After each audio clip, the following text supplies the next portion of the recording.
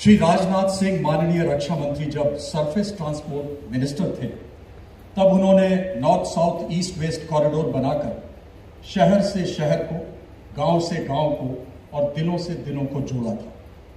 जब कृषि मंत्री थे तब farmer commission, farmers income insurance scheme बनाकर उन्हें भविष्य की सुरक्षा का एहसास दिया था। और जब 2010 में यूएन जनरल असेंबली में गए तो हिंदी भाषा में स्पीच देकर भाषा, संस्कृति और देश का गौरव बढ़ाया। जब गृह मंत्री थे तब कुछ वर्ष पहले IGR शिलांग में, जहां मुझे उद्घोषणा करने का सौभाग्य मिला था, वॉर मेमोरियल पे शब्द गूंज रहे थे और तत्कालीन गृह मंत्री माननीय श्री राजनाथ सिंह के शहीदों के बलिदान के लिए आंखों से लगातार मोती झर रहे थे।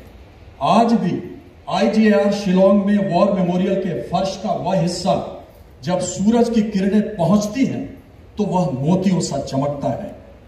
आज भी सूरज की किरणें कुछ समय के लिए वहां रुक जाती हैं, शौर्य का सैल्यूट करती हैं और वापस एक देशभक्त का सलाम सृष्टिकर्ता के आंचल में वापस समर्पित करती हैं। और तभी से वॉर मेमोरियल पर 30 मिनट के कार्यक्रम करने की श्रृंखला शुरू हुई जो आज भी मौजूद है। जब वे रक्षा मंत्री बने तो भारत ने फाइटर जेट तेजस के साथ अंतरिक्ष में अपने पहले रक्षा मंत्री को उड़ान भरते देखा। हर विभाग में मंत्री मल्टी रोल, दरअसल तेजस ने मल्टी रोल होना माननीय रक्षा मंत्री जी से सीखा। जब वे फाइटर जेट तेजस पर हाथ रखते हैं तो उसे लोहे से भी ज्यादा मजबूत इरादा देते हैं, और जब वे फॉरवर्ड एरिया में किसी जवान के कंधे पे हाथ रखते हैं तो अपने परिवार में होने की आत्मीयता का एहसास देते हैं। और आखिरी बात, जब वे शिक्षा मंत्री थे तो उन्होंने एंटी कॉपी एक्ट पास करवाया था। पर आज जब आपके स्वयं का व्यक्तित्व इतना बड़ा और इतना विशाल हो गया कि वे भारत के युवाओं को अपने व्यक्तित्व की कॉपी करने से नहीं रोक सकते, तभी वे कहते हैं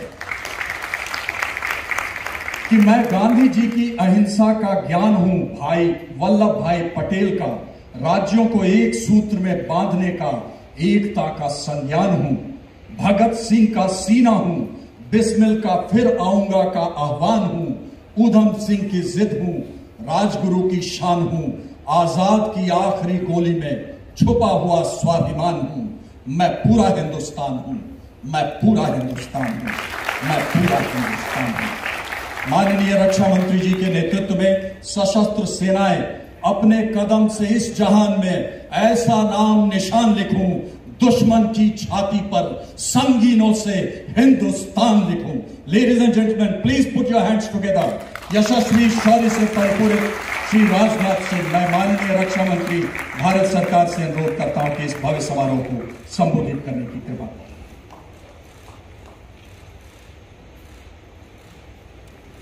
कर्नल AK सिंह फीजा बना देते।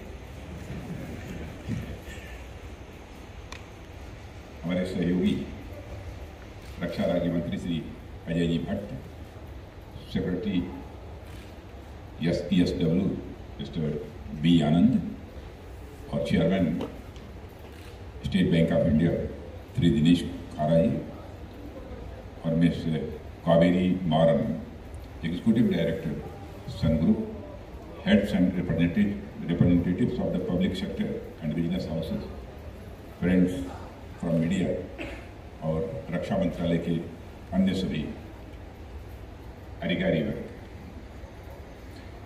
आज रक्षा मंत्रालय के केंद्रीय सैनिक बोर्ड द्वारा आयोजित CSR कॉन्क्लेव में आप सभी महत्वपूर्ण हस्तियों जिन्होंने व्यक्तिगत और संस्थागत तौर पर हमारे पूर्व सैनिकों, वीर नारियों और आश्रितों के कल्याण के लिए बड़ी उदारतापूर्वक कंट्रीब्यूट किया है के बीच उपस्थित होकर मुझे बेहद खुशी हो रही है।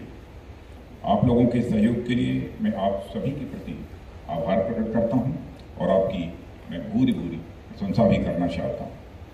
साथियों, जैसा कि आप सभी को मालूम है, आज का यह कार्यक्रम हमारे उन वीरों को समर्पित है जिनकी त्याग और बलिदान की वजह से हमारा देश हर तरह से आज महफूज है। आज़ादी के बाद से ही हमारी सेना के वीर जवानों ने किन किन हालातों का सामना करते हुए देश को सुरक्षित रखा है, उसका पूरा वर्णन करना ये बहुत ही कठिन काम है। चाहे भारत की अखंडता और संप्रभुता की रक्षा के लिए लड़े गए बहुआयामी युद्धों में जीत हासिल करना हो, या फिर सीमा पार से हो रही आतंकी गतिविधियों का मुकाबला करना हो, हमारी आर्म्ड फोर्सेज ने बहुत ही मुस्तैदी के साथ अपनी भूमिका का निर्वाह किया है। आप सभी अवगत हैं, इस दौरान हमारे बहुत सारे वीरों ने अपना सर्वस्व बलिदान भी दिया है और कई सैनिक अक्षम भी हुए। परिवार के मुखिया की आकस्मिक मृत्यु होने पर उनके परिवार वालों को जो मानसिक संताप सहना पड़ता है, उसका अनुमान लगाना भी यह मुश्किल है। इसलिए हमारा पूरा दायित्व बनता है कि हम उन सैनिकों और उनके परिजनों के सहयोग में आगे आएं। ऐसे में उनके कल्याण को ध्यान में रखते हुए सन 1949 में संसद की रक्षा समिति द्वारा 7 दिसंबर के दिन को सशस्त्र सेना झंडा दिवस के रूप में मनाने का निश्चय किया गया था। यह दिन हमारे सैनिकों के अमूल्य योगदान के लिए एक सम्मान दिवस के रूप में मनाया जाता है, पर पिछले साल से इसमें हम लोगों ने बदलाव किया है और ये बदलाव करते हुए अब गौरव माह के रूप में इस पूरे महीने भर मनाने की शुरुआत की गई है। वैसे तो हमारे सैनिकों के सम्मान के लिए किसी खास दिन, सप्ताह या माह की जरूरत नहीं है। साल का एक एक दिन, एक एक पल उनके सम्मान का होता है। फिर भी एक प्रतीक के रूप में मंत्रालय द्वारा इसको गौरव माह के रूप में मनाने का निश्चय किया गया है और इसे केंद्र, राज्यों और केंद्र शासित प्रदेशों में मौजूद हमारे सैनिक बोर्ड के माध्यम से पूरे देश में मनाया जाए। आप सबको शायद इस बात की जानकारी होगी कि लगभग हमारे 60,000 सैनिक या डिफेंस पर्सनल प्रतिवर्ष जो है रिटायर होते हैं और सामान्यतः इनकी जो एज होती है वो 40 से या कम होती है। ये बहुत ही हेल्दी भी होते हैं, अनुशासित भी होते हैं और उनके अंदर एक लीडरशिप की क्वालिटी भी होती है। समाज के लिए रिटायर होने के बाद भी इनकी उपयोगिता बनी रहती है। साथियों, कोविड जैसी महामारी के दौरान भी हमारे पूर्व सैनिक कभी पीछे नहीं रहे थे। उन्होंने बड़ी संख्या में स्वेच्छा से अलग अलग जगहों पर contact tracing, community surveillance, quarantine facilities के मैनेजमेंट में लोकल एडमिनिस्ट्रेशन की बहुत अच्छी तरह मदद की है। यानी आर्म्ड फोर्सेज में सेवा के काल में और सेवा के बाद भी वे उसी जज्बे से देश की सेवा में लगे रहे। इसलिए जिस तरह हमारी सुरक्षा का दायित्व हमारे सैनिकों पर है, उसी तरह उनके और उनके आश्रितों का उत्तरदायित्व हम सब पर भी है। हमें स्वीकार करने में कोई संकोच नहीं करना चाहिए कि आम नागरिक हों या हमारे उद्योग व्यापार, सभी के लिए सुरक्षा यह हमारी पहली जरूरत है। और जब हम यह मान लेते हैं कि किसी भी समाज के लिए सुरक्षा सर्वोपरि है, तो स्पष्ट तौर पर यह कहा जा सकता है कि सुरक्षा सुनिश्चित करने वाले वीर सैनिकों और उनके परिवारों के कल्याण के प्रति समाज के सभी वर्गों की अहम जिम्मेदारी भी है। यह गौरव माह इसी सामाजिक जिम्मेदारी का निर्वहन करने का एक माध्यम है। साथियों, हमारे देश की संस्कृति हमेशा से सामुदायिक संस्कृति रही है। यहाँ देश और समाज के प्रति हर क्षेत्र में समर्थ लोगों के सहयोग की बड़ी पुरानी परंपरा मिलती है। प्राचीन काल में दधीची या कर्ण जैसी महान विभूतियां या मध्यकाल में भामाशाह या रहीम, सभी समाज और राष्ट्र सेवा में, सभी समाज और राष्ट्र की सेवा में अपने योगदान के लिए वे जाने जाते हैं। रहीम के बारे में तो कहा जाता है कि जब वह दान दिया करते थे तो हमेशा शीश नीचे झुका करके, और उसे एक बार पूछा गया, आप दान देते समय नजरें नीची क्यों रखते हैं? क्या सुंदर उत्तर उन्होंने दिया था, देनहार कोई और है, देनहार कोई और है, भेजत है दिन रैन, लोग भरम हम पै धरें, याते नीचे नहीं। यानी देने वाला तो कोई और है जो दिन रात देता रहता है, पर लोगों को भ्रम यह होता है कि मैं उन्हें दे रहा हूं, इसलिए सदा मेरी निगाहें दान देते वक्त नीची हो जाया करती हैं। और मित्रों, मैं यह भी कहना चाहूं, देने का काम वही कर सकता है जिसका मन बड़ा होगा। छोटे मन का व्यक्ति देने का काम कभी नहीं कर सकता, बराबर लेने का काम करता है। और मेरी यह मान्यता है कि जिसका मन जितना ही बड़ा होगा उतना ही उसे सुख और आनंद की अनुभूति होगी। इसमें जिन लोगों ने मैथमेटिक्स पढ़ा होगा, वैसे in general 6th 7th class 8th class में भी पढ़ाया जाता है। यदि इसे मैथमेटिकल इक्वेशन में यदि कहना हो तो मान लीजिए थोड़ी देर के लिए, let us consider that your मन इज ए सर्किल। थोड़ी देर के लिए मान लीजिए कि आपका मन एक सर्किल है, यह वृत्त। इस सर्किल का जो सर्कमफेरेंस है, जो इसकी परिधि है, इसको जितना ही आप बढ़ाते चले जाओगे उसी प्रोपोर्शन में मैग्नीट्यूड ऑफ सुख, मैग्नीट्यूड ऑफ आनंद, परमानंद अपने आप बढ़ता चला जाएगा। मैथमेटिकल इक्वेशन में कहना हो तो इसको योग कह सकते हैं कि सर्कमफेरेंस ऑफ मन is directly proportional to the magnitude of सुख, सर्कमफेरेंस ऑफ मन is directly proportional to the magnitude of आनंद, सर्कमफेरेंस ऑफ मन is directly proportional to the परमानंद, परमानंद।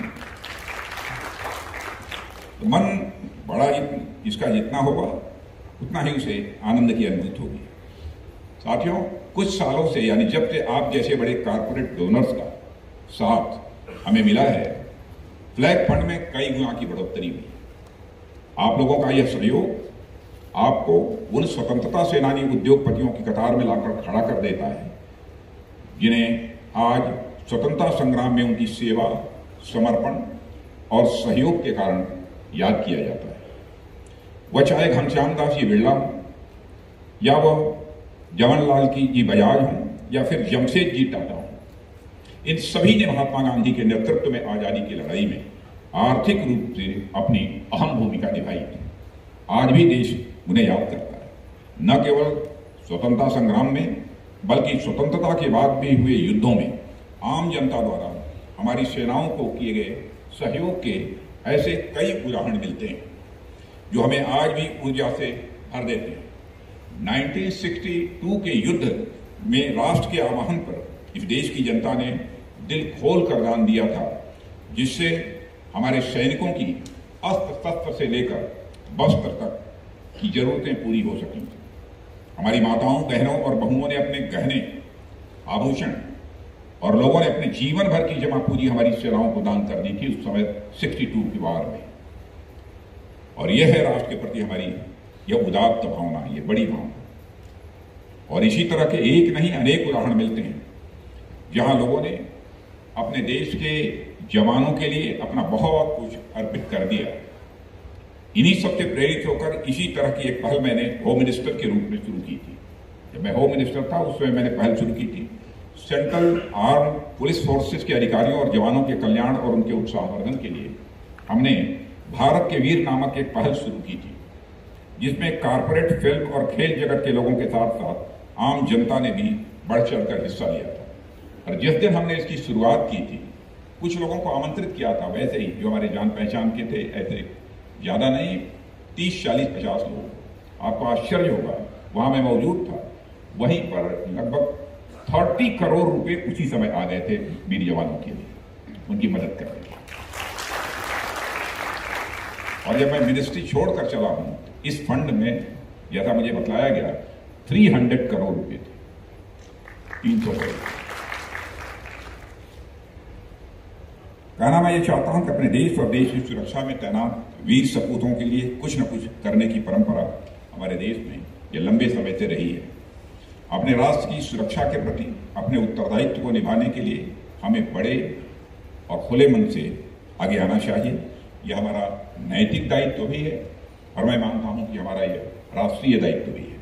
साथियों, बड़े और खुले मन की चर्चा यहां मैं इसलिए करता हूं क्योंकि छोटे मन से लोग जब कभी ऐसे सामाजिक या राष्ट्रीय दायित्व का निर्वाह करते हैं तो उनके मन में अभिमान आ जाता है।